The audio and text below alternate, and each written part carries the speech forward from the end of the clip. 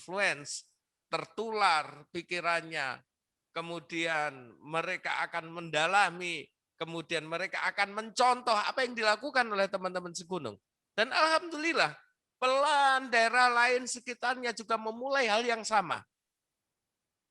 Ini adalah gerakan budaya, bukan sekedar gerakan politik, bukan sekedar kebijakan atau jargon dari pemerintah.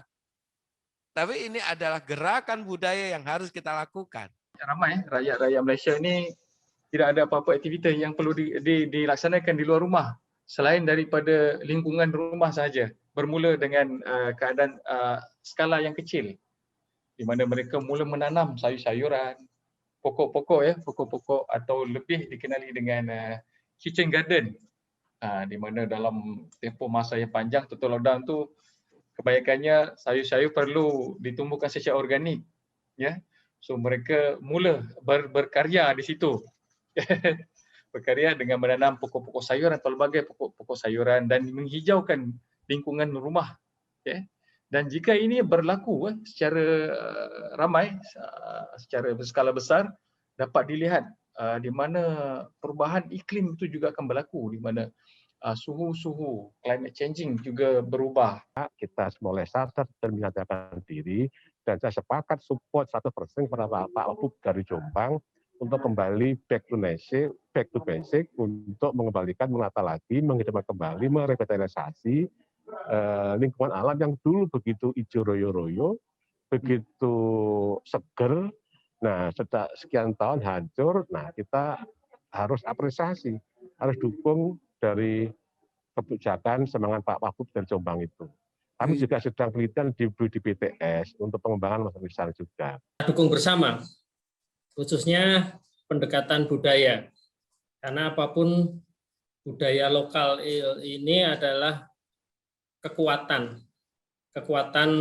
masyarakat yang bisa membangun, memelihara lingkungannya.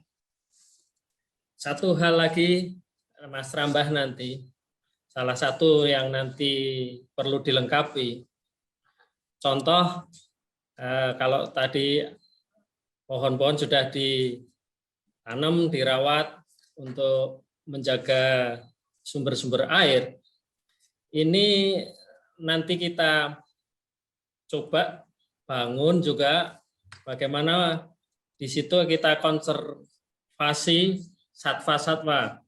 Bahwa inisiatif lokal yang sangat bagus ini memang perlu kita dorong karena local wisdom yang sedang dilaksanakan oleh rekan-rekan di tingkat grassroots ini merupakan hal yang luar biasa yang akan berimplikasi terhadap penurunan emisi gas rumah kaca.